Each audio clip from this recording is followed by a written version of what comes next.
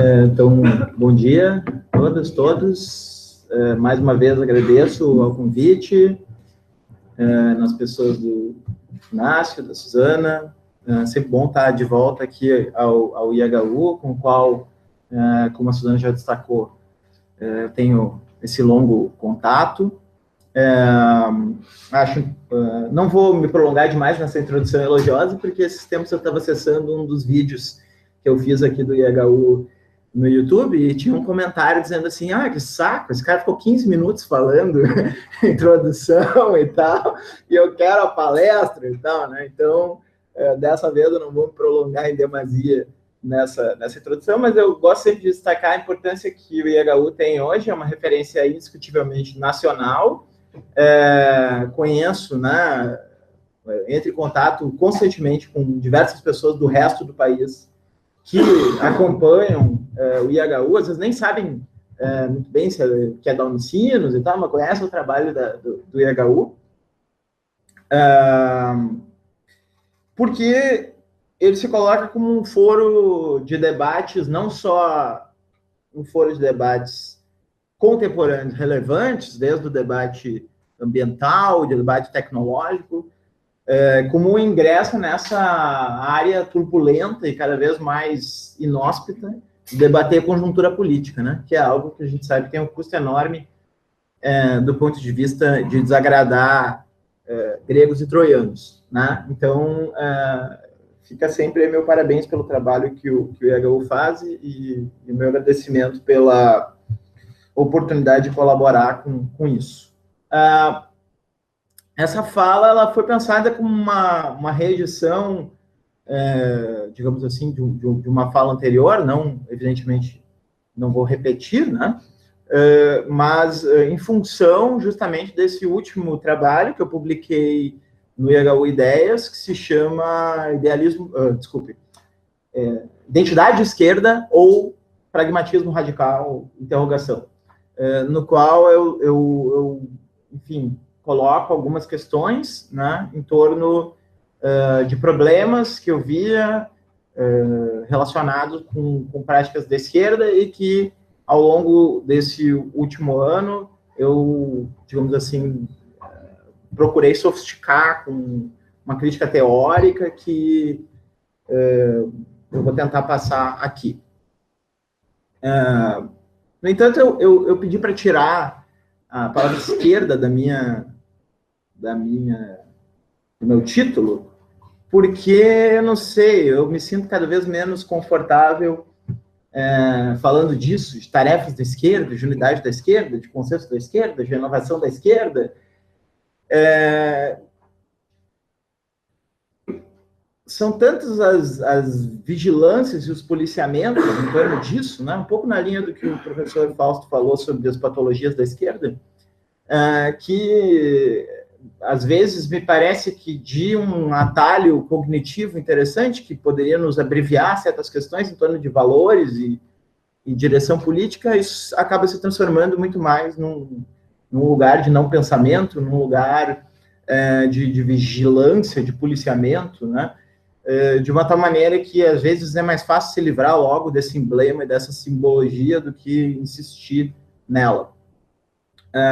Então, por causa disso, eu pedi para tirar. Embora, evidentemente, né, pessoas que vão me escutar vão perceber que, ao fim e ao cabo, eu continuo me identificando com algumas das ideias fundamentais daquilo que se estabelece no campo político como esquerda, sobretudo a questão fundamental da luta por justiça social, né? E, enfim, né? Esse tipo de assunto. Uma outra questão também que eu coloco é se essa estrutura polarizada, direita, centro e esquerda, ela ainda cabe num compasso político contemporâneo, ou se existem tantos atravessamentos transversais a esse corte que as coisas hoje em dia ficam bem mais complicadas. Eu sei que existe aquela posição que diz que é contra negativo, ou enfim, não convém se sustentar aquela posição do tipo de terceira via, de que não existe mais direita e esquerda. E no final, isso é só uma estratégia conservadora para silenciar a esquerda, porque se termina, no caso, quem costuma defender essa posição acaba caindo numa posição de direita. Mas não é por aí, digamos assim, a minha crítica. Eu acho que a gente tem questões que hoje, para mim, são questões estruturantes, né? Por exemplo, aquela questão que, para mim, é a primeira questão do século XXI, porque pode até ser a última que vai produzir seus efeitos, mas os efeitos vão ser os mais profundos, que é a questão do chamado antropoceno, né? E, ao fim e ao cabo, quer dizer, o problema ecológico e todo o impacto que vai existir em torno do nosso ambiente, né? do nosso campo, né? no qual a gente vive, e o quanto, digamos assim, a polaridade esquerda-direita não, digamos, não responde exatamente a esse problema, né? A gente pode, o quanto o corte ele não é suficiente para separar posições que se definem a partir desse novo eixo que é o antropoceno. Poderia citar outros eixos que eu acho que também esse corte não funciona exatamente, por exemplo, o que vem acontecendo no mundo hoje em dia, que é a questão da globalização, né? Hoje a gente tem todo esse debate sobre a integração, né? Tanto a integração dos mercados quanto a integração política e cultural, que divide o espectro político, mas a gente não consegue simplesmente cortar o espectro político e dizer, por exemplo, a esquerda é internacionalista e a direita é nacionalista. Não é verdade, né? Existe um neoliberalismo internacionalista, né? Existe como chamar isso? Etnonacionalismo, né? Crescente no mundo, com algumas tonalidades até fascistas, né? Também de direita, e existe uma esquerda nacionalista que coloca o desenvolvimentismo como seu principal modelo econômico, que envolveria uma proteção da soberania nacional e uma recalibragem do Estado Nacional como propulsor da economia em relação a esses fluxos globais do capital financeiro. E existe uma esquerda internacionalista que vê na globalização uma oportunidade, né? Por exemplo, os trabalhos do Antônio Negri. Então, muitos dos cortes que eu acho que são decisivos para a nossa época não conseguem ser diretamente explicados apenas por essa linha que separa a direita e a esquerda. Eu acho que as questões hoje em dia são mais multifacetadas e se desdobram num compasso político mais complexo do que esse compasso político tradicional. Por isso também, em alguma escala, esse desconforto em falar da esquerda, das tarefas da esquerda, da renovação da esquerda. Quando eu fiz aquela primeira intervenção, que está no artigo e está no vídeo anterior, o cenário era um pouco diferente. Algumas coisas já se sinalizavam e outras se aprofundaram muito nesse período curto, desde a minha última fala até agora. Dentre as quais a ascensão de uma extrema-direita no mundo inteiro. Né? Não é também uma ascensão no sentido de que essa extrema-direita passou a ser majoritária, ou até mais que isso, né? Na verdade, na maioria dos casos em que a extrema-direita saiu vencedora, ela soube aproveitar uma janela de oportunidade. Né? Exemplo, a eleição do Donald Trump nos Estados Unidos, embora seja um fato trágico, com consequências ainda incalculáveis, não foi uma eleição majoritária. Né? Foi 50% mais um dos eleitores que votaram no Trump. Na verdade, houve uma imensa abstenção que acabou levando, inclusive a Hillary Clinton ganhou, né, no voto direto, mas pelos mecanismos lá de contagem de votos norte-americanos, o Donald Trump acabou levando, né? Então, também eu não quero dizer com isso que esse extremismo conservador, ou até, em certos casos, fascista, seja majoritário, né? Não precisamos também levar o problema para esse nível, porque não é o caso. E esse extremismo, ele se baseia hoje em dia numa certa modalidade de disseminação e viralização que joga com um regime discursivo em que suas lideranças são mais ou menos cômicas, né? Elas jogam um espaço em que não fica muito clara a diferença entre o sério e o engraçado, a piada e a afirmação séria, né? Entre o performativo e o constativo, né? Quer dizer, o conteúdo do que é dito sempre é, de alguma maneira, indecidível em relação a se é para valer ou não, né? É o caso muito claro do Donald Trump. Até hoje a gente não sabe muito bem se o muro, por exemplo, era para valer ou não, né? E essa própria indecidibilidade é a maneira como esses políticos acabam construindo um espaço eleitoral, né, dentro das nossas democracias, né? Mas eu não vou falar disso, vou deixar isso para um outro momento, né? Falar desse espaço construído por esses novos movimentos. Talvez a gente possa voltar a isso no debate, né? Eu quero falar sobre um outro aspecto, que é o aspecto no qual eu construí esse texto, que é o aspecto do que se pode chamar do insulamento da esquerda. Ou seja, um fenômeno que eu fui diagnosticando, né? Não apenas eu, mas muita gente, né? Que é o progressivo distanciamento da linguagem, do discurso, da simbologia, das estratégias, da maneira de organização da esquerda em relação ao resto da sociedade, que foi se agravando ao longo do período de 2014 para frente no Brasil.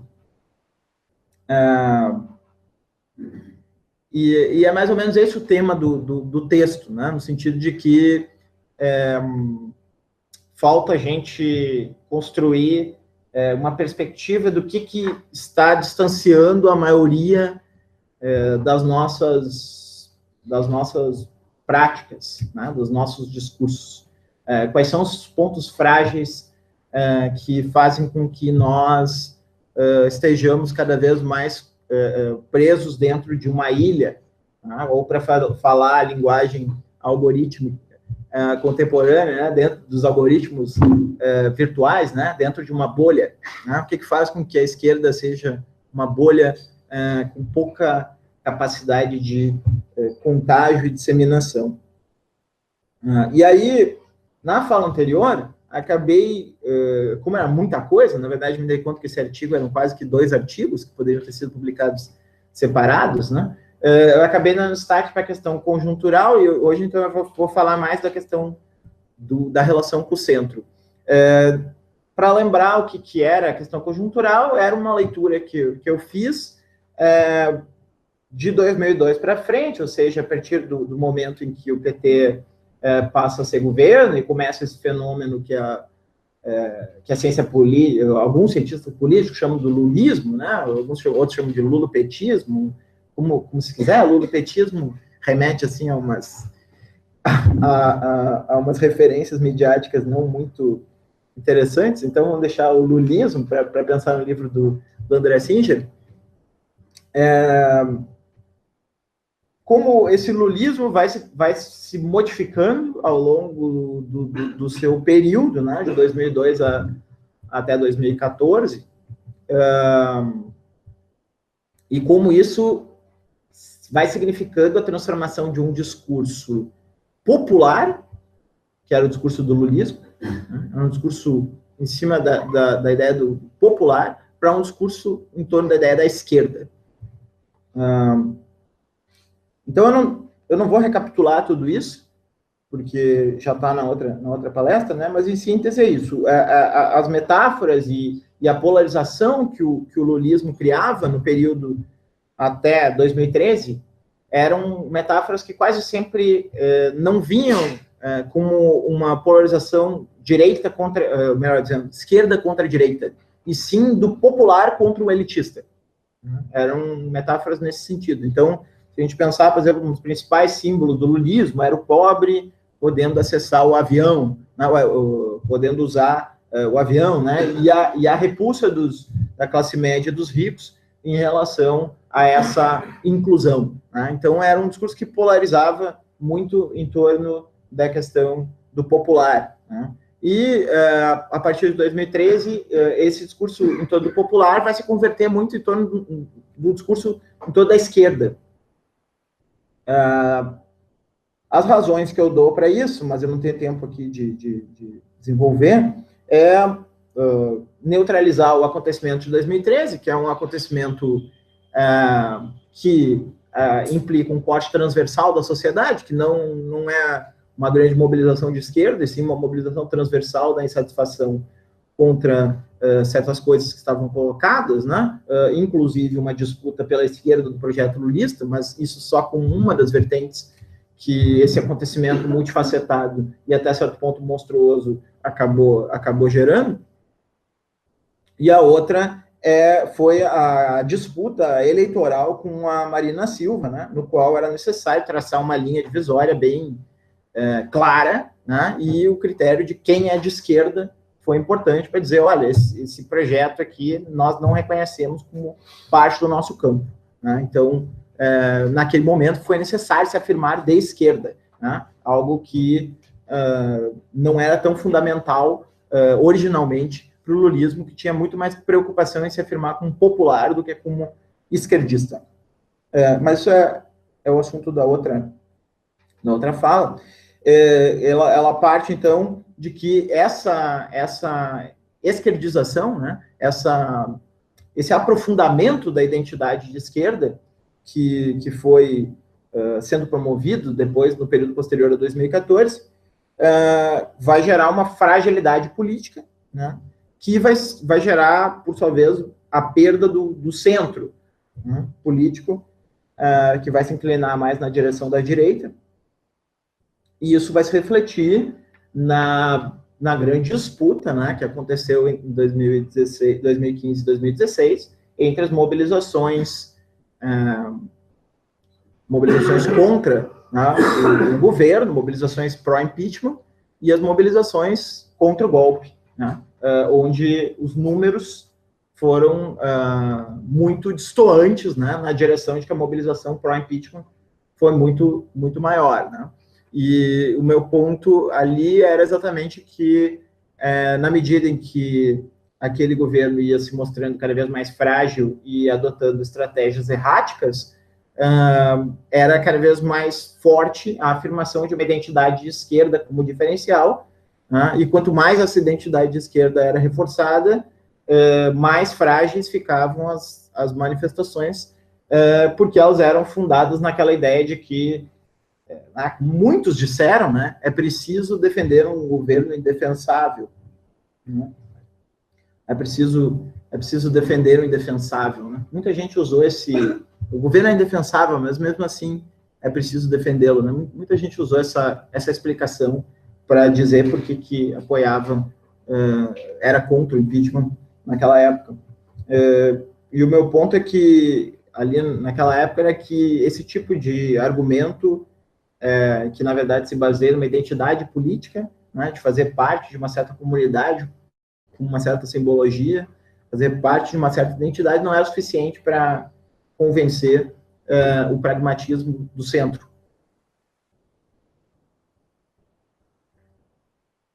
E isso acabou resultando num duplo fracasso, né? O fracasso de impedir o golpe e o fracasso nas eleições municipais de 2016.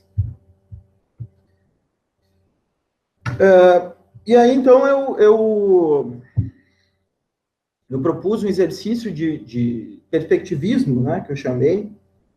Não me lembro se isso está no texto lá, mas acho que está. Agora eu venho desenvolvendo mais isso, né? Usando essa ideia de perspectivismo para pensar que, com base em algumas ideias contemporâneas, né, que nós precisamos, de certa maneira, habitar outros pontos de vista para considerar melhor a situação. A ideia do perspectivismo, obviamente, né, remete na filosofia a Nietzsche, mas mais recentemente foi levada a um outro patamar por dois antropólogos brasileiros, né, a Tânia Stolze Lima e o Eduardo Viveiros de Castro, que propuseram usar essa chave do perspectivismo para interpretar o pensamento ameríndio, a maneira como os ameríndios se relacionam com o mundo, no sentido de que, para o pensamento indígena, a natureza não é a mesma coisa para todos, né? Na verdade, todo ser se relaciona com a natureza desde um ponto de vista, né? E a partir desse ponto de vista que ele organiza a natureza e, portanto, e não existe o ponto de vista dos pontos de vista, né? Portanto, nós só podemos circular entre perspectivas, né? Não sei se eu expliquei muito bem, mas digamos assim, assim como nós vemos a onça como predadora e a capivara como caça, né? Talvez a onça nos veja como caça e portanto, o nosso sangue é a cerveja da onça, né? E assim, para os índios, a natureza ela vai se multiplicando numa infinidade de pontos de vistas, né? Nos quais não se trata só de, digamos assim, olhar para o mesmo objeto sobre olhares diferentes, como pensa o relativismo, mas sim de que não se forma uma totalidade de algo chamado natureza, porque a natureza é exatamente o desdobramento desses múltiplos pontos de vista. Né? Então,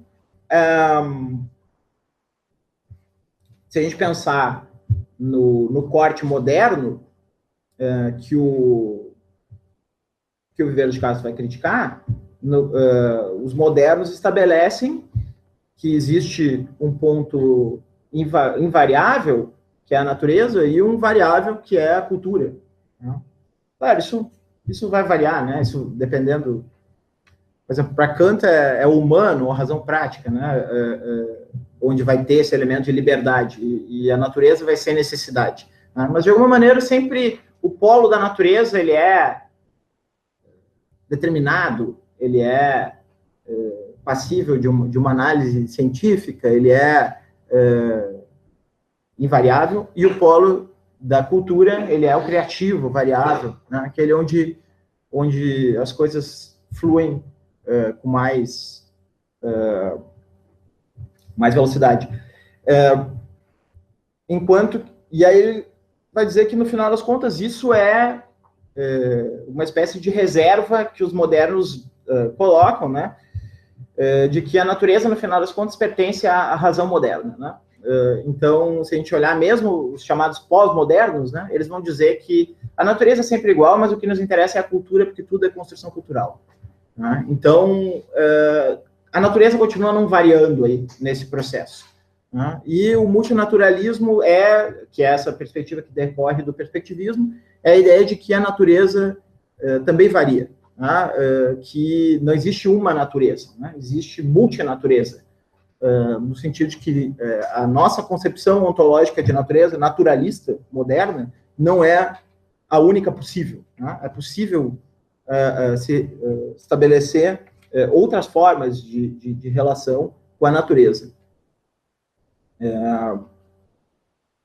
Portanto, e aqui, né, tentando tirar algumas consequências filosóficas disso, né, a própria ideia de uma totalidade, né, de um fechamento, a partir do qual eu olho de fora de um ponto de vista privilegiado, ela vai se perder, né, e no lugar disso nós vamos ficar com essas múltiplas e infinitas perspectivas que não são olhares, sobre o real apenas, não são só perspectivas epistemológicas, mas as formas como o real mesmo se desdobra ontologicamente. Não sei se eu fui muito competente em explicar isso, né? Eu acho que eu nunca tinha explicado isso de uma maneira assim, numa palestra, ou, né, fora de outros ambientes mais informais, né? Mas, mais ou menos, eu acho que essa ideia que me interessa. Essa não totalização, né, do real, que se soma à impossibilidade de sair dos pontos de vista, né, acerca dele, e esses pontos de vista com uma própria forma como o real vai se estabelecendo, né? Ou seja, não apenas um relativismo epistemológico, mas um perspectivismo ontológico.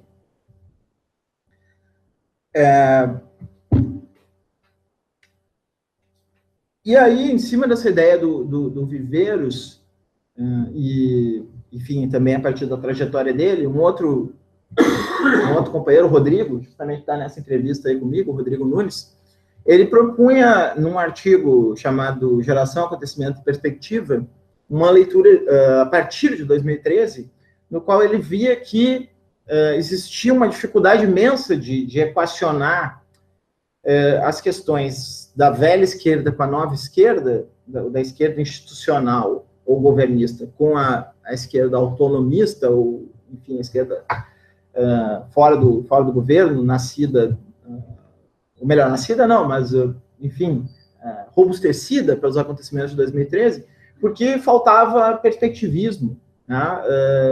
Uma não conseguia olhar desde o ponto de vista da outra, e com isso elas entravam numa espécie de um feedback negativo, que gerava uma incomunicação e um poço um abismo ontológico entre elas. E aí ele propunha, então, considerar, a partir de um perspectivismo, desse habitar da perspectiva do outro, para construir uma dialética, um diálogo entre essas duas esquerdas. E aí eu achei, então, essa ideia interessante também para a gente pensar que hoje se fala muito que a política está muito dominada pelas redes digitais, e as redes digitais também funcionam sob uma forma algorítmica que forma bolhas, né? E se essas bolhas também não são, de certa maneira, numa escala um pouco menor, mas não são também pontos de vista, que vão gradualmente se fechando em si próprios e quase criando um universo paralelo, né?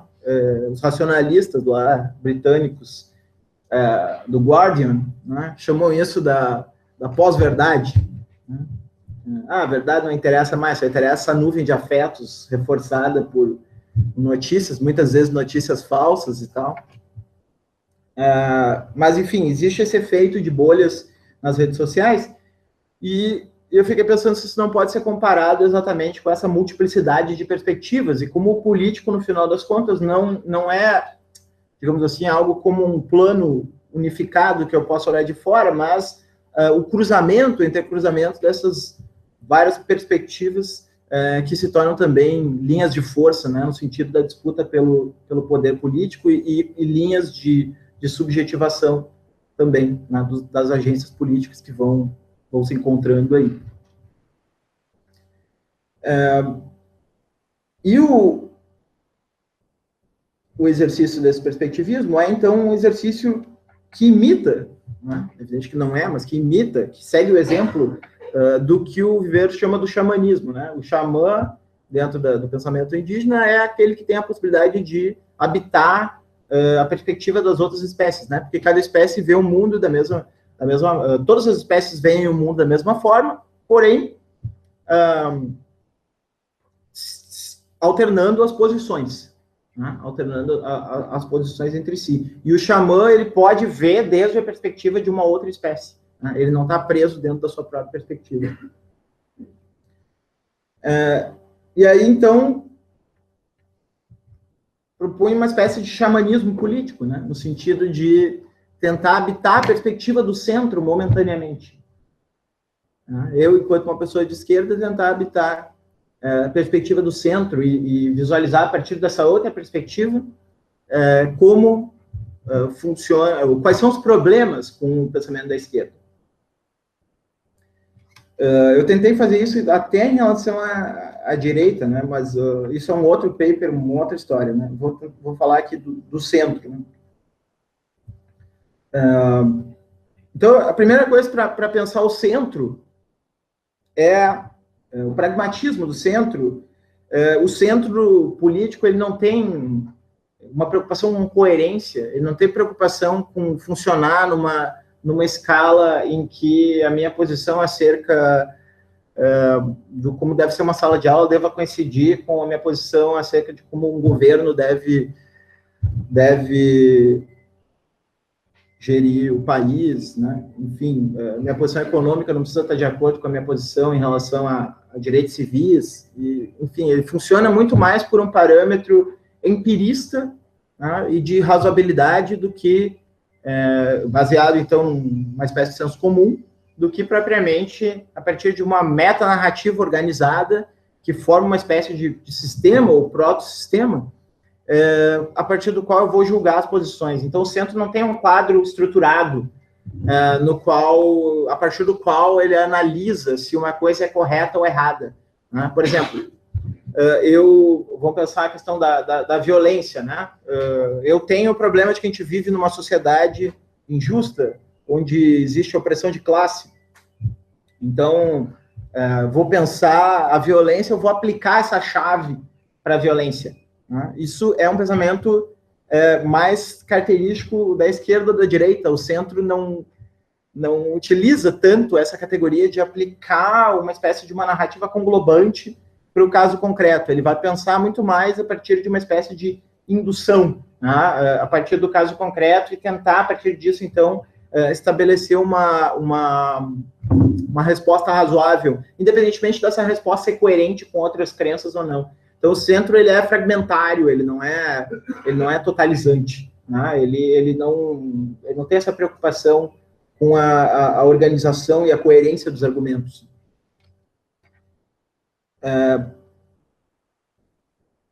Um exemplo, né, que eu dei no texto é a própria palavra ideologia, né? Se a gente pensar a palavra ideologia, a gente sabe que tem múltiplos significados, né? A tradição marxista tem um significado forte para essa palavra.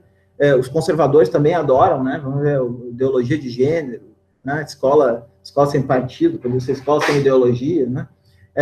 A palavra ideologia para a esquerda, dentro da tradição marxista, também tem várias conotações, mas a gente pode dizer que, em geral, é o encobrimento da relação de dominação de classes por meio de uma posição em que uma classe, que é a classe dominante, a burguesia, fala como se o seu interesse fosse a totalidade, e com isso oculta a realidade do conflito, né? Então, a ideologia funciona como uma espécie de mascaramento dessas relações de dominação. Para a direita, a ideologia ela é uma espécie de substituição da naturalização do mundo por uma posição, digamos assim, revolucionária, ou, né, ou alguma coisa que para um direitista incomoda, né? Então, o mundo era assim, e aí vem introduzir essa ideologia, né? O mundo é natural, aí vem introduzir essa ideologia. Ou seja, o sentido da ideologia varia de espectro.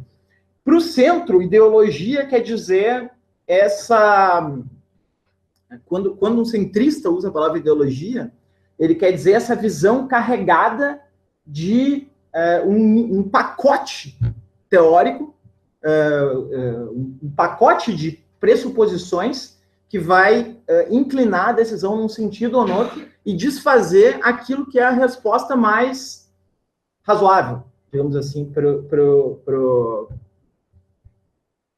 problema. Então, o centrista, ele vai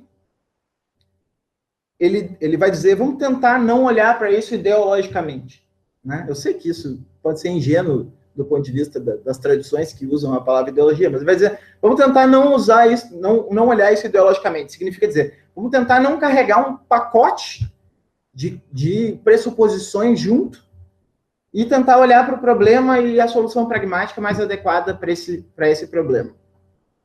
Então, nesse exercício de perspectivismo, a gente pode ver que a palavra ideologia ela é um exemplo de como essas modulações variam conforme o lugar do qual você está olhando. Se eu estou olhando desde o ponto de vista da direita, ideologia essa tentativa de desnaturalizar coisas que estão consolidadas e que são assim desde que o mundo é mundo. Se eu olhar do ponto de vista da esquerda, a ideologia é o mascaramento, né, dessas relações de opressão a pretexto de uma neutralidade falsa. Né? Se eu olhar a ideologia do ponto de vista de centro, ideologia é um pacote de assunções prévias que vai inclinar minha decisão de uma determinada forma e fugir daquilo que seria a resposta mais razoável de acordo com o senso comum.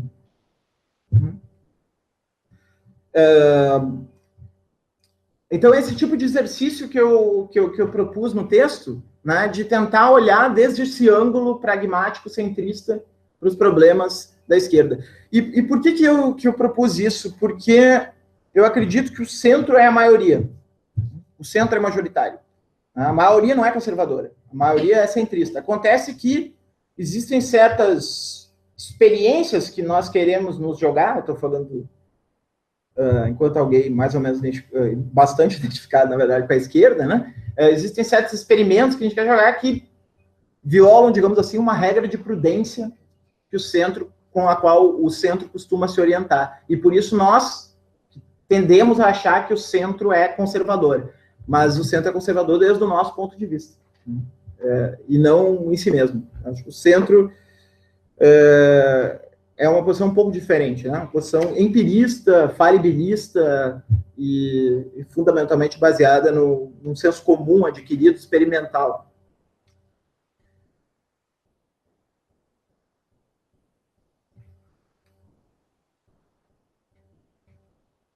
Então, eu arrolei aqui cinco questões, 5 grandes querelas que afastaram a esquerda do centro, né? Dessa posição mais pragmática e tal, né?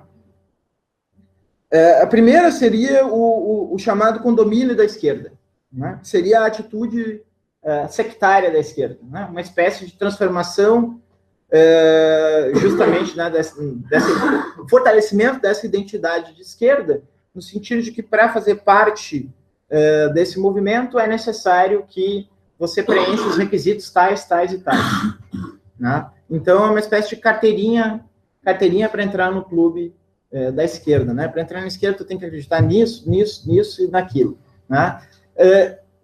E aí a gente vai olhar os grupos sociais que se enquadram nisso, são grupos sociais bem localizados, né? São, como eu mesmo, né?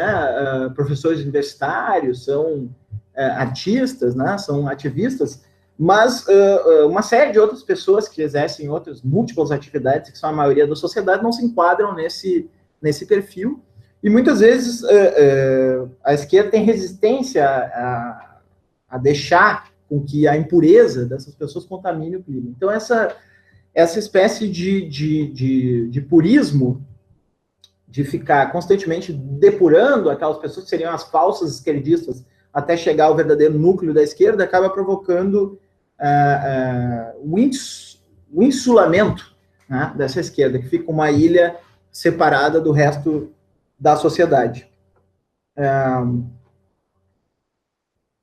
Isso se potencializa pelas redes sociais, porque nós estamos vivendo uma experiência nova, que é conviver com pessoas que a gente veria uma vez por ano, quando muito, diariamente. Quer dizer, com pessoas que a gente nem conhece, né, diariamente. Então, num contexto de hiperconectividade, em que a gente passa logado numa rede social 24/7, e convive com posições das pessoas todo esse tempo, pessoas que muitas vezes a gente teria um contato apenas esporádico, isso vai, essa dimensão de, como é que eu vou chamar? Essa dimensão de desencontro, de desacordo, vai se potencializando. E, aliás, dentro do próprio ativismo, né, a gente vê pelo ecossistema virtual de 2013 como ele foi desmoronando e desabando numa fragmentação cada vez maior, exatamente porque, pelo fato da postagem ser contínua, pelo fato da convivência ser contínua e não pontual, pequenos diferendos podem se transformar em grandes tretas, né? Usando a linguagem virtual. Né? Pequenos desacordos podem se transformar em grandes... Então, eu gosto do Bourdieu e ele gosta do Deleuze. Né? Quem imagina que alguém, sei lá, né, brigaria, acabaria uma amizade por causa disso, ou um movimento daqui a pouco se dilaceraria por causa disso. Tá? Considerando que a distância entre os autores existe, mas não é tão grande. Tá? As redes vão potencializando isso, porque essa hiperconectividade ela vai fazendo com que a exposição da pessoa vá cada vez mais aumentando, e com isso vão se criando cada vez mais policiamentos e vigilância um em torno das ações do outro. Sem falar na própria mistura com a vida pessoal que essas redes acabam provocando, né? Onde aquela distinção moderna, ou de antes até, entre a esfera pública e a esfera privada, vai se dissolvendo. Né? A intimidade ela se torna pública, o público se torna íntimo, então vai ficando tudo muito mais poroso, né? Vai acontecendo aquilo que o Jacques Derrida chamava da desconstrução, né? Da fronteira entre o público e o privado, né? E tudo isso vai provocando também dificuldades na militância, né? Dificuldades no sentido de que a vigilância virtual vai aumentando, né? sobre os comportamentos, sobre as atitudes, sobre as postagens do outro. E pequenas querelas vão se transformando, se multiplicando e fragmentando. Então, em vez da gente ir numa direção de conquistar a maioria, construir alianças, a gente vai na direção inversa, né? De depurar os impuros, né? De eliminar aquelas figuras que não se enquadram no nosso tipo ideal do que seria o militante. Né? E isso eu estou falando generalizadamente. Né? Então, o centro isso não cabe numa visão centrista. Né? O centro, ele considera que essas disputas, essas microdisputas, elas não são suficientes para decidir alguma coisa. Né? Ele acha esse superego esquerdista muito exigente. Né? Ele é mais flexível no julgamento das questões. Né? Vai olhar a partir de um ponto de vista menos contaminado por esse superego rigoroso e purista. O segundo problema, até mais grave, né, que é o problema da alternativa econômica. Né? Aqui, na verdade, isso aqui teria que ser uma fala e teria gente bem mais competente para falar sobre isso do que eu, né? Mas é a questão de não haver verdadeiramente, estruturadamente e, sobretudo, pragmaticamente, um real caminho alternativo econômico ao neoliberalismo no nosso mundo atualmente. Quer dizer, de certa maneira, em relação à prática, o discurso caminha, o discurso esquerdista ele caminha muito longe da prática, né? Porque muitas vezes ele não acolhe outras lógicas e outros experimentos econômicos e fica, muitas vezes, postulando uma espécie de nostalgia do estado de bem-estar social que desapareceu e cujas condições materiais pelas quais ele se implementou hoje não estão mais presentes. Né? Quer dizer, um Estado-nação forte, um proletariado ou uma classe trabalhadora com capacidade de pressão por causa da existência do bloco socialista, entre outras coisas, né?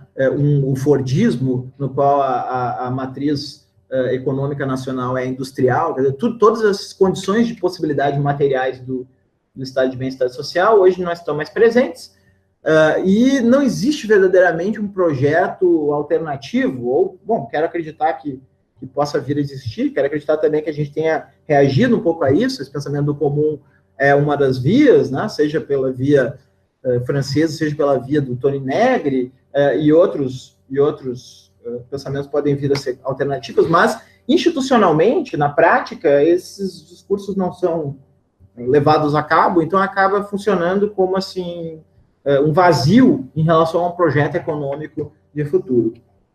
E aqui também um outro detalhezinho, que é a imensa dificuldade de um discurso de esquerda valorizar o empreendedorismo. O empreendedorismo é tratado como uma espécie de máscara ideológica do capitalismo, ou uma subjetivação conservadora, né? E eu acho que o empreendedorismo tem potência, mas ele cai, digamos assim, numa certa malha discursiva que é demonizada pelo discurso esquerdista, né? E aí o problema é que existe uma ampla gama de segmentos sociais empreendedores que não vão, então, se identificar com esse discurso esquerdista. Que é justamente essa ideia do centro que eu tô trazendo. Se a gente pegar, por exemplo, agora tem altas polêmicas aí, né? Mas se a gente pegar o trabalho, não só dele, mas de todos os autores que pesquisaram essa chamada nova classe trabalhadora, nova classe média, precariado, batalhadores, né? Tem vários nomes para esse segmento social que teve uma ascensão social nos últimos 10 anos, né? A gente vai ver que a principal característica é justamente o empreendedorismo nessa classe. E aí, digamos assim, existe um certo bloqueio a pensar esse empreendedorismo como uma alternativa econômica, né? A gente fica muito no discurso qual o tamanho do Estado, né? Estado contra o mercado e tal, e essa vibração econômica micropolítica, ela não vinga. Então, aqui eu acho também que tem um afastamento, né, de enxergar a potência. Outro problema, né, que distancia também a esquerda do senso comum, do centro, é a relação entre o tipo ideal e a prática. Quer dizer, muitas vezes, quando a gente vê um conflito, quando a gente vê um problema, a tendência da esquerda é fazer uma análise macro-sociológica daquele problema, né? Por exemplo, o problema de um crime, né? O problema do crime é a desigualdade social, a opressão, etc. e tal, né? E o problema em si, ele fica sobrepujado, né? Digamos assim, o sujeito, ele é uma espécie de fantoche da estrutura. Ele é uma espécie de... É fantoche mesmo. É fantoche, né? É uma espécie de fantoche da estrutura, né? Ele é... A estrutura funciona como ventríloco, né? O sujeito fica ali agindo como se fosse meramente um espelho da estrutura. E em relação ao senso comum, o senso comum é muito pragmático. Essa resposta sempre envolve questões macropolíticas, de longo prazo e tal, e o senso comum ele não vai se dar por satisfeito disso. O senso comum não vai querer eliminar as responsabilidades individuais, ele não vai fazer a confusão entre a dimensão estrutural e a dimensão individual, de uma tal maneira que a dimensão individual ela fica quase que sobrepujada por essa dimensão estrutural. Um exemplo de como a direita soube aproveitar essa dimensão do senso comum aconteceu no final da década de 70, com a ascensão do neoconservadorismo nos Estados Unidos e na Inglaterra. Os discursos dos think tanks e dos pensadores do Reaganismo, do Thatcherismo, quando eles colocaram assim, nós estamos cansados das desculpas sociológicas sobre o crime.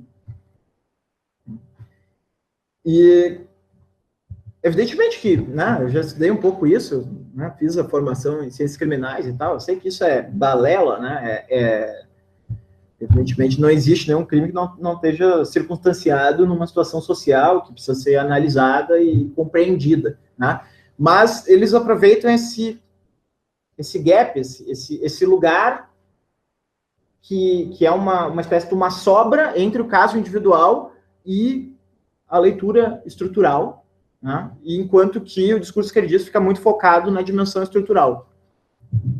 E aí, então, nesse vazio, nesse vão, que se forma entre uma coisa e outra, o discurso neoconservador entrou para defender uma visão punitivista, né? Afirmando, são desculpas sociológicas, né? Como se uma leitura estrutural fosse necessariamente uma espécie de um álibi para a não responsabilização individual do sujeito. Mas existe essa distância entre uma coisa e outra, né? Existe essa distância entre uma leitura esquerdista da realidade e uma leitura centrista, que é muito, muito mais focada na questão individual. Outro ponto, né, que existe um grande abismo, o discurso sobre a corrupção, né? O discurso sobre a corrupção foi interpretado no Brasil como um discurso moralista, né? Um discurso lacerdista, né? Se diz durante muito tempo. E até não dá para negar que existe mesmo isso, né? Não dá para negar que existe o lacerdismo, o moralismo, né? Seletividade, todas essas coisas. Mas o discurso contra a corrupção, ele também tem o potencial de, digamos assim, funcionar como uma espécie de um significante vazio para uma insatisfação dos de baixo contra os de cima, né? De certa maneira, a plutocracia também, que a gente vive, é uma espécie de grande corrupção institucionalizada, né? Um grande consórcio, Estado-mercado, no qual as oligarquias políticas e econômicas dominam o cenário, e por que não chamar isso de corrupção, tendo a palavra essa capacidade viral que ela tem. Então, a gente desperdiça também a possibilidade de dialogar com esse segmento descontente com a questão da corrupção, porque adere esse discurso de que a leitura que considera a corrupção como um problema é uma leitura superficial da realidade e moralista, né? E com isso desperdiça a possibilidade de canalizar, digamos assim, esse pessimismo que vê a realidade como corrompida para uma direção mais organizada. E pior, tem um segundo efeito, né? Que é um efeito que a gente está começando a ver aqui no Brasil, que é o efeito que elegeu o Donald Trump. Quer dizer, na medida em que a gente diz, esse discurso contra a corrupção é um discurso superficial, o sistema é o sistema como ele está, né? E não existe sistema perfeito, né? E, portanto, essa tecnocracia funciona mais ou menos assim, e só nos cabe eleger o menos pior e votar responsavelmente. A gente adota uma certa posição cínica, no mau sentido do cinismo, não no sentido grego, né? No sentido que o Sartre fala lá naquele livro sobre o cinismo, aquela posição cínica, no sentido de, a gente sabe que é errado, mas a realidade é assim, e deixa para que o outro lado ocupe o lugar da integridade, né? E do outsider antissistêmico. É o caso, o Donald Trump se coloca dessa maneira, por mais bizarro que pareça, né? Porque, evidentemente, é tudo uma grande palhaçada que deu certo, né? E aqui, claro, né, o candidato, não vou nem dizer o nome dele, né, vocês sabem qual é, que funciona como esse vai que atraia os trolls no YouTube lá para o IHU, né, para mencionar o nome sagrado, né, mas ele atrai esse impulso antissistêmico. Se a gente diz que o sistema é isso aí, vem com uma certa corrupção, quem critica a corrupção é moralista, a gente passa por cínico e eles passam por íntegros, né? Então a gente perde essa fatia de inconformismo. E por último, que eu não cheguei a colocar no artigo, porque ia dar uma extensão muito grande, e a discussão é muito grande sobre isso, eu vou só citar um passant, a questão da classe média, né? Aliás, vários pontos que eu estou falando aqui tem alguma coisa em comum com a palestra do professor Fausto, e outros, né, vão numa direção diferente, mas esses pontos eu concordo, né? Em relação com a classe média, essa relação moralista da esquerda com a classe média, de dizer... aliás, né, nós temos um exemplo, assim, aquela situação que condensa, né, uma aporia, assim, na realidade, né, que é a Marilena Chaui fazendo uma palestra afirmando que a classe média era uma abominação cognitiva, moral, etc. e tal, e o Lula fazendo um comentário quando ela acaba a palestra, dizendo, eu que lutei tanto por levar as pessoas para a classe média, e agora fala isso da classe média, né? Então, na verdade, essa anedota, ela é expressiva de um problema de uma ambivalência do discurso sobre a classe média, né? Ao mesmo tempo que se afirma, colocamos tantas pessoas na classe média, se ataca a classe média. E, simultaneamente, isso é também uma espécie de uma culpa da classe média, porque normalmente quem ataca a classe média é a própria classe média, né? Então, é uma espécie de culpa mal resolvida de classe. Assim. Esse discurso ambivalente de, simultaneamente, congratular e atacar a classe média é um discurso altamente problemático. Porque o que aconteceu, então, foi que, na medida em que a esquerda não quis adotar a classe média, falando entre aspas, como se a esquerda tivesse essa capacidade, né, de adotar a classe média é bem mais forte que a esquerda, né? Mas que a esquerda não quis adotar um discurso para a classe média, quem adotou foi a direita. Né? E aí, qual foi... dois mecanismos, né? Um é o mecanismo, olha, esses corruptos e tal, que pega aquela classe média tradicional, e o outro mecanismo para a classe ascendente, né? Para esses nova classe trabalhadora, nova classe C, seja lá como se queira chamar, né? Esse complexo de ascensão social, vai dizer, olha, eles na verdade querem que vocês continuem pobres, porque eles não gostam da classe média. Eles não gostam da classe média. Então, eles gostam de pobre. Né? É óbvio, isso é elementar, que é uma afirmação patética isso, mas não importa, funciona. Né? Produz coisas na realidade. Ou seja, quando a gente ataca a classe média, a gente também está atacando um horizonte de expectativa de ascensão social, né? E tem que pensar sobre isso.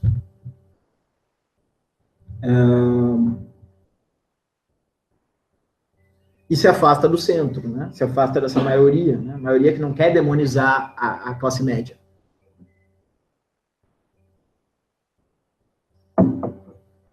Então, eu citei aqui cinco só retomando, né, para fechar, dentro dessa leitura de um perspectivismo do centro, de tentar habitar o ponto de vista do centro, 5 pontos que distanciam. Teria muitos outros, certo? Né? Deve ter centenas, né? Eu pensei em 5 aleatoriamente, né? Que distanciam essa percepção pragmático-majoritária, centrista, de uma perspectiva de esquerda. O condomínio, quer dizer, essa excessiva rigidez de regras que acaba levando a um sectarismo, a falta de uma alternativa real econômica, né, que é um problema pragmático, material, de subsistência, né, a relação entre estrutura e responsabilidade, né, que é essa projeção dos tipos ideais de uma tal maneira que não deixa esses tipos ideais se dissolver, na realidade, para pensar o conflito concreto, o discurso contra a corrupção e a relação com a classe média. Né? 5 pontos que eu acho que nos últimos anos, no Brasil, foram gradualmente afastando o centro, o senso comum da classe da esquerda. Né? Afastando essa perspectiva do senso comum da esquerda. E aí eu termino o texto falando sobre um pragmatismo radical, que é uma expressão que eu não sei se ela vai durar muito, né? Foi, na verdade, uma invenção provisória ali para aquele momento, tinha que inventar alguma coisa para colocar naquele lugar, e daí chamei de pragmatismo radical, que, aliás, é um oxímoro, né? Porque pragmatismo e radical não combinam, né?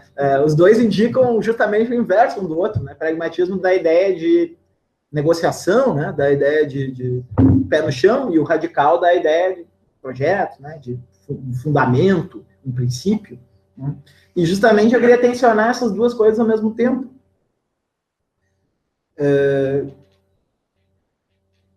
Primeiro falando, as duas alternativas que podem brotar, as duas alternativas iniciais que poderiam brotar desses dilemas todos, já estou acabando, sei que está no horário, de um lado, a radicalização ainda mais da esquerda, por dizer, olha, na verdade, essas respostas todas que estão acontecendo que nesse momento são reflexo do sucesso das nossas lutas e, portanto, a gente tem que continuar aprofundando as lutas, né, para uma direção na qual é necessário reafirmá-las. Né? Então, o surgimento desses movimentos assim virulentos, né, na política é um reflexo do sucesso dessas estratégias. E, portanto, não tem nada de errado, a gente só tem que continuar, intensificar. essa seria uma alternativa, né? Não estou fechando, só estou dizendo o que para mim se abre como alternativa.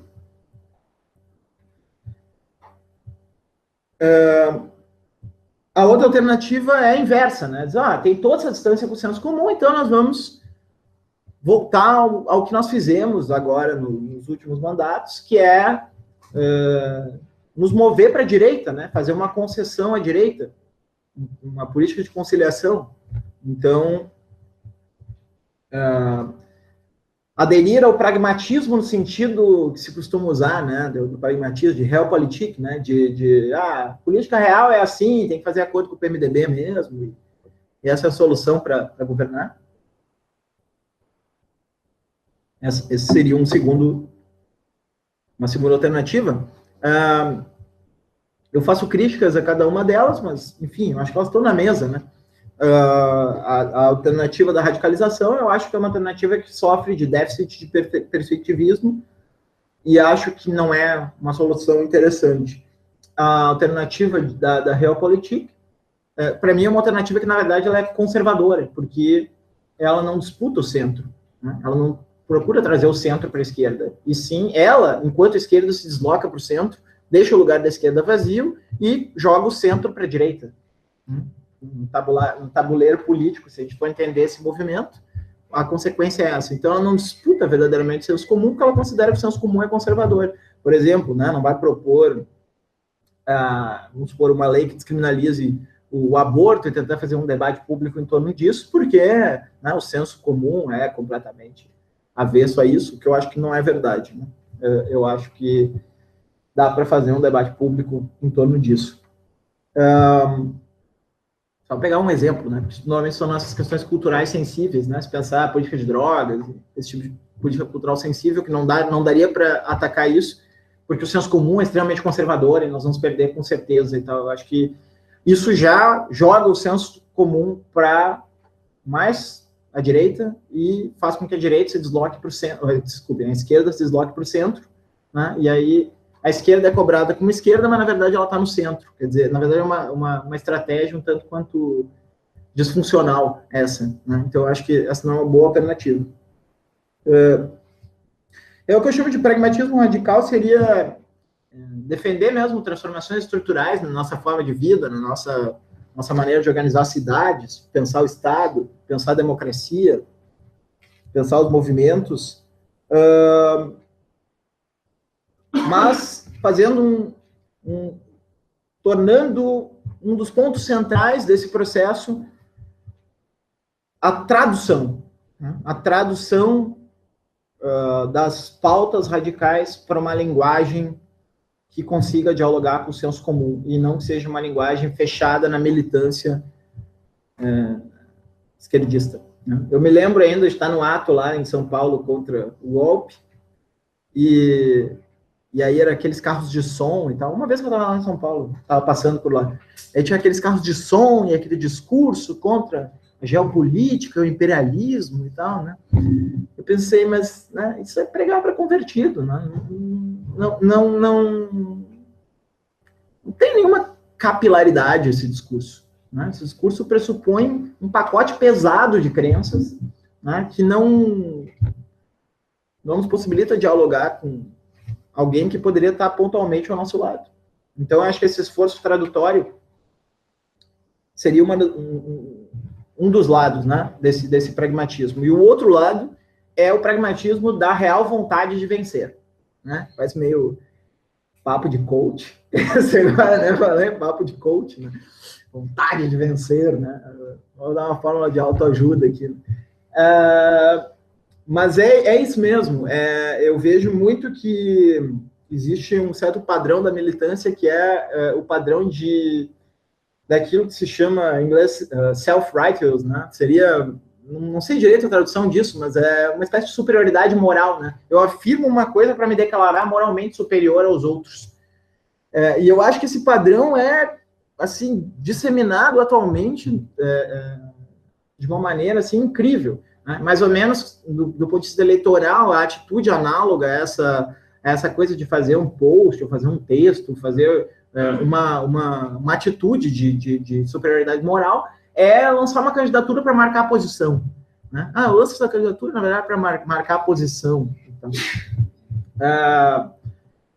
quer dizer, muitas vezes o boicote já começa em nós mesmos, né? Nós não fazemos, nós não nos posicionamos efetivamente para ganhar, né? Nós nos posicionamos de uma tal maneira que a gente só quer como que aliviar a nossa própria, digamos assim, o nosso próprio impulso de se sentir constrangido a fazer alguma coisa. E quando entra, eu sei que está no meu tempo, já vou acabar. E quando entra na disputa, não entra para efetivamente ganhar. Entra para afirmar a minha própria posição. Né? E quando não, afirmar a superioridade moral que eu detenho em relação ao outro. Né? Então, isso que eu chamo de pragmatismo radical, que, como eu disse, né, é uma expressão meramente provisória, enfim, né, que lida com os dilemas, conseguir transformar pautas que não são a mera manutenção do status quo, que efetivamente transformam estruturalmente de uma maneira acessível a esse senso comum, usando, entre outras coisas, essa ferramenta do perspectivismo, ao mesmo tempo que entrando nas disputas discursivas e políticas com o intuito de promover efetivamente essa transformação para valer, e não apenas marcando espaço dentro de um campo discursivo. Era isso. Obrigado.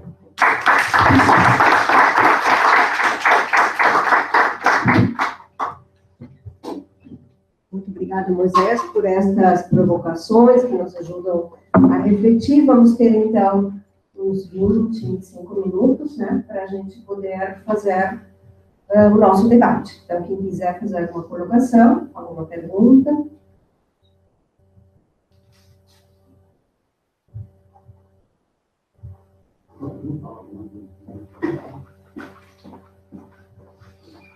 Brevemente, para não tomar o tempo dos outros, eu falei muito mais aquilo. Moisés levantou esses problemas. Vocês, só colocando uma criação, nós temos algum conflito com um direito, não. Eu diria, é importante partir da esquerda, o melhor que a esquerda produziu até aqui.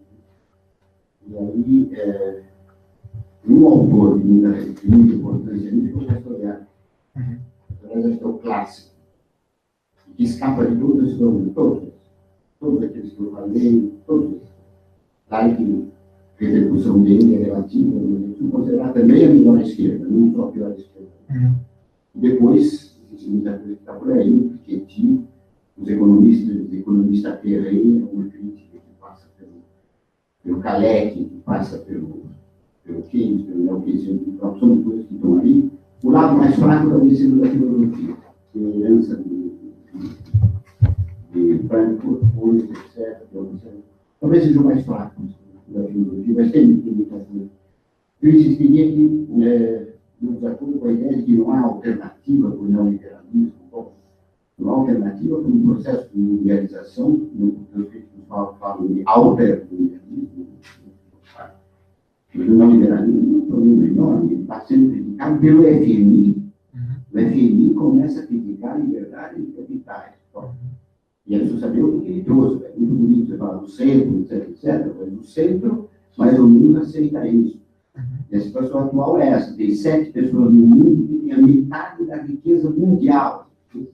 Isso é o centro, mais ou menos. O Macron não está a favor disso, talvez, mas ele não rompe o esquema neoliberal. As mudanças dele não são as mudanças brasileiras, mas vão nessa direção. Eu acho que é uma ilusão pensar que nós vamos aceitar as exigências atuais do capital sob a desculpa de que mudou o mundo, etc. Nós não vamos voltar ao esquema tradicional. Não é. Mas tem alternativas, assim, e muitas complicadas. Elas são complicadas, mas são problemas neokeynesianos, etc. Nós não podemos continuar nessa loucura. Eu discordo com você, é não perder de vista que a loucura está instalada. No centro, atua um pouco isso. Quer dizer, o problema é o Macron. Já está falando de centro, vamos discutir o Macron, que é um pseudo-centro, que é, na realidade, um âmbito diferente da direita tradicional, mas que atua com isso. E esse movimento todo que está aí, é momentâneo, um abismo, ele não é A esquerda tem todos os efeitos para esse centro. Pense no governo ecológico, claro, uma colocou um novo lá, do ponto de vista ecológico, nós estamos indo para o diabo. Haverá, muito provavelmente, uma nova catástrofe nuclear, já houve várias, nuclear civil, eles não contaram todas que houve. Moldou quase foi evacuado no final do século, entendeu? A desigualdade aumenta enormemente e os extremismos são alimentados pelo chauvinismo, por um lado, mas pela desigualdade enorme. Então, nós estamos num carro de frente ao abismo. E o centro pactua com isso. Não pactua como a direita pactua. Então, o centro não é tão equilibrado assim como você sugere. O centro é fanático. Então, onde é que está? Existe um fanatismo de esquerda, claro. Agora, quando você diz não há alternativa para o neoliberalismo, não vamos ver com o neoliberalismo.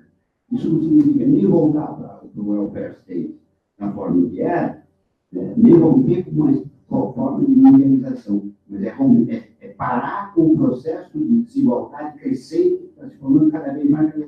Quanto ao Brasil, olha, cuidado, porque a legislação tributária brasileira é a coisa mais louca que existe no mundo, é desigualdade total e absoluta. E o centro, o que é? O centro, digamos, são os tucanos de esquerda, a esquerda tucana, o centro, conheço muito deles.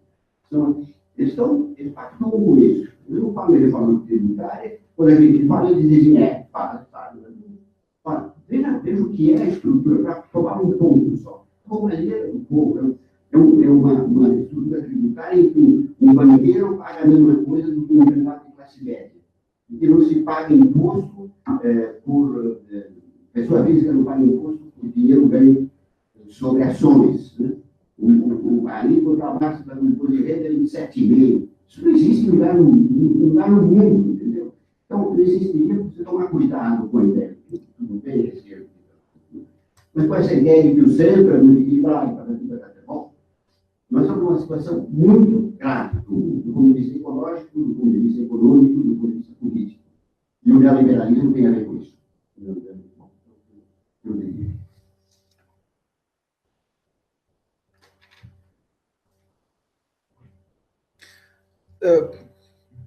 Tanto faz. Respondo primeiro. Eu acho que sempre quando eu acabo falando isso, eu acabo sendo confundido com um defensor do centro, né? Como se eu fosse entusiasta do Macron. Mas não era isso que eu estava sustentando. Eu não sei se... Bom, também, né? Da maneira como eu me expressei, a ideia de que o neoliberalismo de que não há alternativa ao neoliberalismo não quer dizer que eu acho que o neoliberalismo é positivo. Né? Muito antes pelo contrário.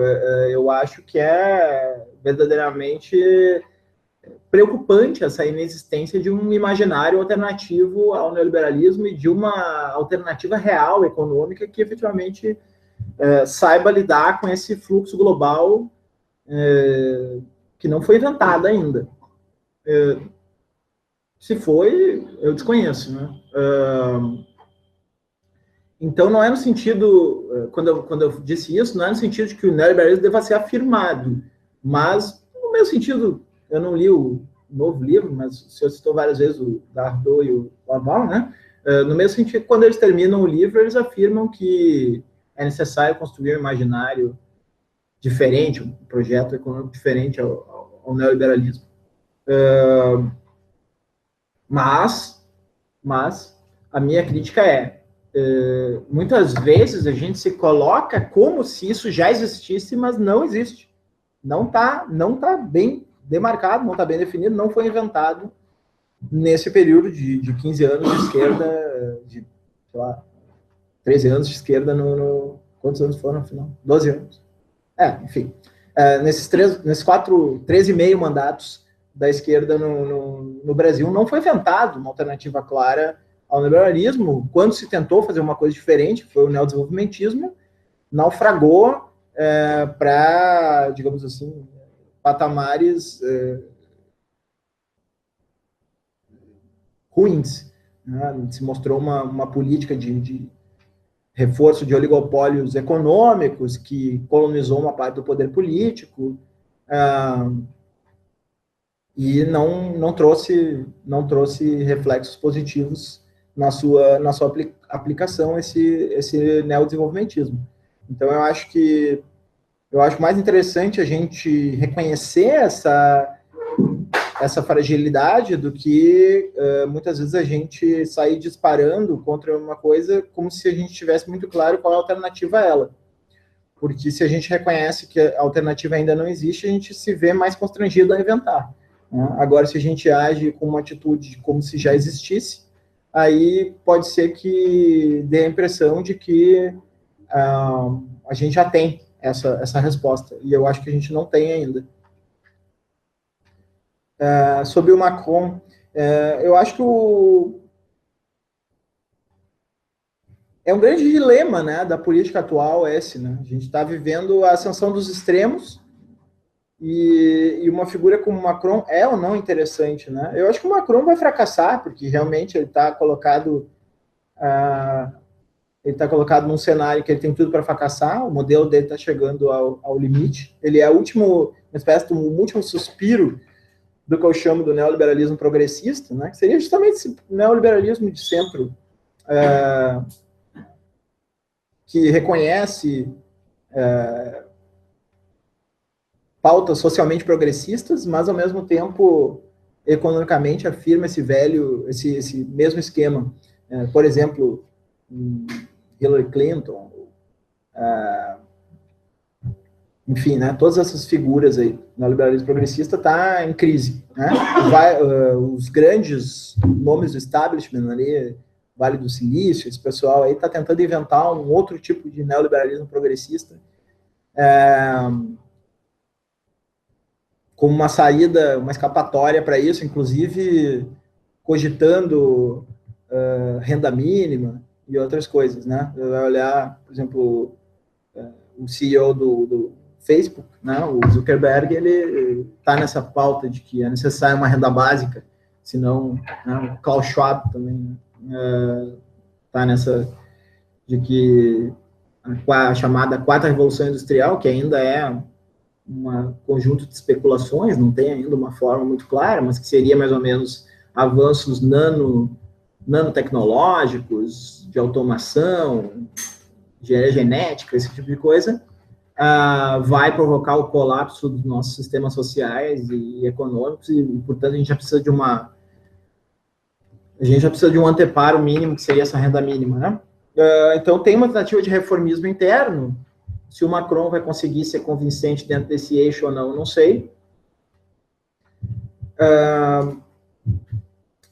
Mas eu acho que aqui no Brasil a gente sente mais claramente o efeito do perigo que é a gente simplesmente considerar esse centro como desprezível. Se a gente pensar no que é a ascensão militar ou da extrema-direita no Brasil, e o quanto a gente não tem um anteparo amortecedor que o centro desempenha nos países do norte, daí eu acho que a situação é um pouco diferente aqui no Brasil do resto do mundo. Não dá para pegar simplesmente a França, a Inglaterra ou os Estados Unidos, como alguns estão pegando, e considerar que vai funcionar a mesma coisa aqui, porque nós temos uma fragilidade institucional e democrática muito mais acentuada, né? As nossas instituições têm muito menos tradição e força normativa do que as do norte, né? Então, eu acho que simplesmente considerar que o centro é desprezível, eu acho, não sei se desprezível, talvez esteja usando uma palavra muito forte, né? Mas que o centro não é uma referência, eu acho que é meio perigoso, assim, né? Porque aquele dito do Hölderlin, né, que todo mundo gosta de citar, onde mora o perigo, mora também a salvação e tal, mora também a desgraça, né? Mora também o perigo, a gente não necessariamente vai melhorar, né? A gente ainda pode piorar muito. E aí essa postura de simplesmente desconsiderar o centro, eu acho um pouco temerária, né? Mas eu não estou defendendo uma posição de centro, estou defendendo como a esquerda tem que dialogar com o centro e tentar ocupar o centro, e não que nós precisamos de uma posição centrista, né? Acho que talvez isso... Certamente o senhor não ficou satisfeito, mas é mais ou menos por aí que ele responderia. Bom, obrigado. coisas, uma mais rápida, a outra também.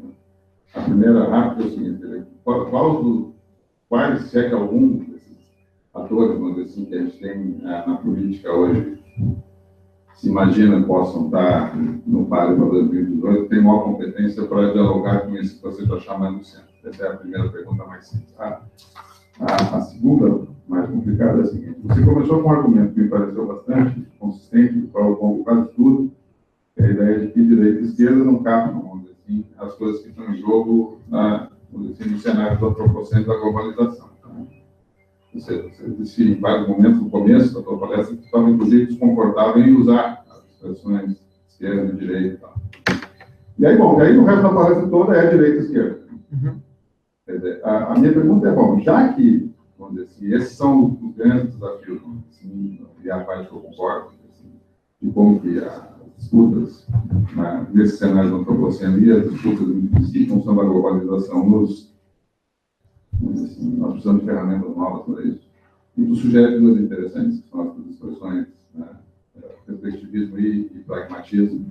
Se essas próprias ferramentas já não vão fazer com que faça a lição de casa até o fim, parar de falar isso. Uhum. Não só se sentir constrangido, simplesmente reconhecer que isso, olha, não dá mais para falar. Uhum. Nada desse cenário. Eu não consigo ainda.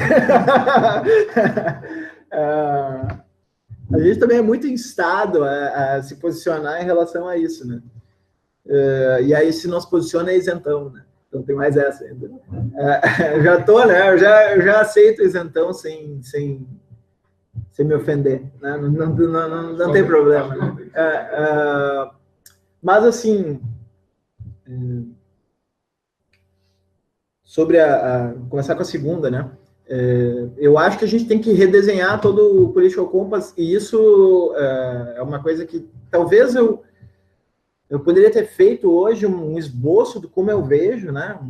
Obviamente, uma mera especulação hipotética e tal, de como a gente poderia redesenhar isso, né? Eu já tentei redesenhar esse Political Compass, mas ainda está muito verde, né? Na minha cabeça. Eu ainda não tô disposto a me expor, assim, colocar na rua ideias que ainda são muito embrionárias, assim, né? Eu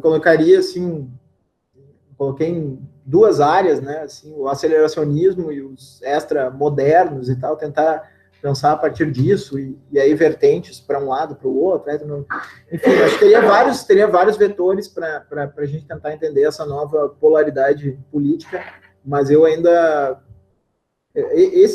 daí é uma característica do meu trabalho, né, que eu me vejo simultaneamente pesquisando coisas para um porvir, mas simultaneamente, digamos assim, interpelado pelas urgências que me fazem, que me exigem, digamos assim, uma tentativa de esboçar uma saída conjuntural, né, quando, na verdade, aquilo que eu penso realmente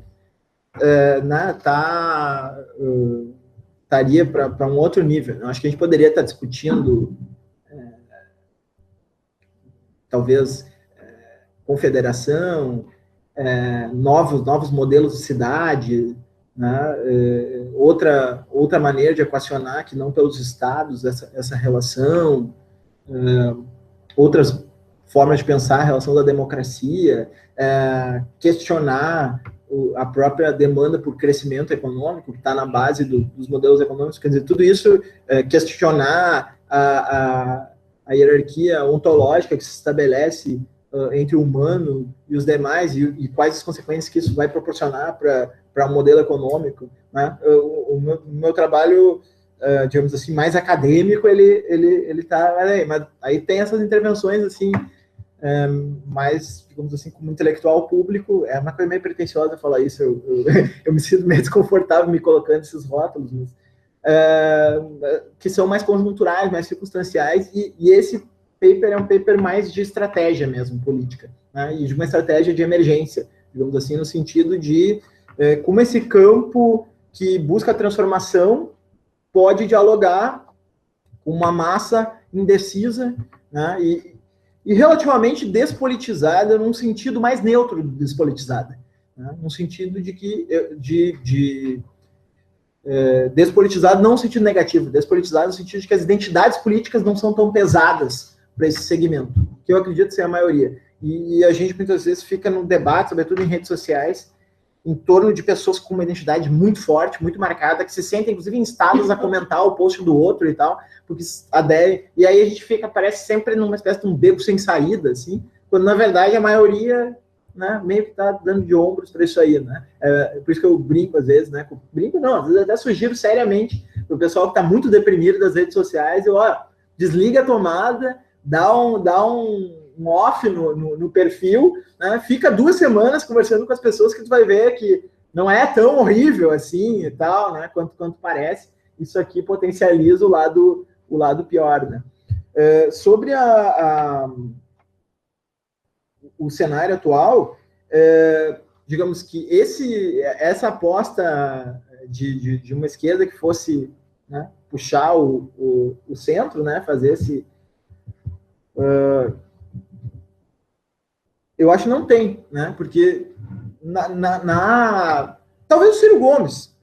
Mas o Ciro Gomes, ele morre pela boca, né? É difícil, assim. Ele mal começou as especulações, ele já está enrolado com várias declarações complicadas e tal, para dizer o mínimo, né? Aquela declaração machista que ele fez, e, enfim, né? Outras coisas complicadas que ele costuma falar. Talvez ele, e ainda assim, vai ter todo o debate se ele realmente é de esquerda ou não, né? Mas se a gente pensar, assim, aqueles tradicionais, né, do Lula e o Boulos, estão dizendo agora que o Boulos vai ser o candidato do PSOL, né? Não vejo essa... O Lula, talvez eu tenha que reconhecer, que o Lula possa ter essa plasticidade de conseguir. Embora eu acho que a candidatura do Lula... eu não gosto dessa alternativa, mas talvez contra a minha própria intenção, eu tenho que reconhecer que o Lula tem essa capacidade meio metamórfica, assim, de habitar pontos de vista distintos, né? De fazer um discurso na Avenida Paulista e fazer outro na Fiesp e conseguir, digamos assim, ser um ser metamórfico, né? Acho que até essa é uma das habilidades políticas do Lula. Então, talvez reconsiderando a minha própria resposta quando eu comecei a conversar, talvez o Lula tenha essa capacidade de absorver o centro, embora eu acho que a candidatura do Lula não é uma boa notícia. Depois a gente tem 2 outros candidatos muito próximos do centro, que são a Marina, né, que decidiu realmente ser centro, né, e aí a minha crítica à Marina, eu acho que a Marina poderia tentar ser essa esquerda do catch, o centro, e não o centro mesmo, ela decidiu ser o centro, se estabelecer no centro, ser o Macron brasileiro, né? Eu acho que isso é meio... né? E eu acho que a Marina, ela teria vários trunfos interessantes que poderiam ser usados, né? O fato dela ser ambientalista, o fato dela ser mulher negra, o fato dela conseguir dialogar com diversos setores, de ter uma raiz dos movimentos sociais, mas conseguir... Enfim, eu acho que ela teria uma plasticidade interessante, mas o rumo que está indo a candidatura é um rumo um tanto quanto centrista demais, na minha opinião, né? Então, daí a questão do Macron não seria para mim o candidato ideal, o Macron, né? E o Alckmin está indo numa direção, está saindo mais da direita em direção ao centro, né?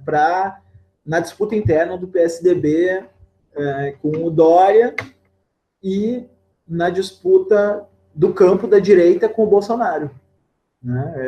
Ele está tentando se colocar com um perfil mais próximo do centro, acreditando que esse extremismo vai ser uma jogada perigosa para as eleições. Né? E é nesse sentido que eu tenho o consolo de achar que o Bolsonaro não tem chance, porque tudo que eu falei aqui em relação à esquerda se aplica também para a direita. O Bolsonaro ele não vai conseguir superar um certo teto, a meu ver, justamente por esse déficit de perspectivismo, por ter uma identidade muito, muito rígida. Isso se aplica, então, para os 2 lados. Né? Mas eu não estou aqui fazendo simplesmente um elogio do centro. Eu estou falando, a gente tem que lidar com essas pessoas. Elas existem, elas estão aí, elas são maioria. Não estou dizendo que elas são ideal, ou que o centro é a posição mais de bom senso na política, ou que o senso comum é a melhor coisa do mundo. Não, o senso comum é estúpido, muitas vezes. Né? Mas ele existe, ele é majoritário, e nós temos que, de alguma maneira, nos dirigir a ele.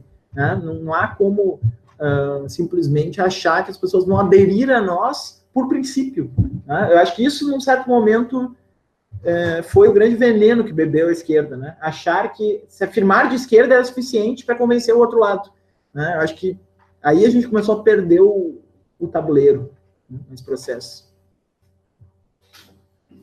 Muito bem, então agradecemos muito ao professor Moisés e já temos o nosso recesso, conforme programado, 12h. Às 2h, então, a gente se encontra novamente, o professor Fábio já está aqui conosco, né? Então, também damos as boas-vindas e desejamos, então, um bom momento de partilha e continuamos as nossas discussões. Obrigada, Moisés. Muito bem, muito bem. Chegou o Lucas agora.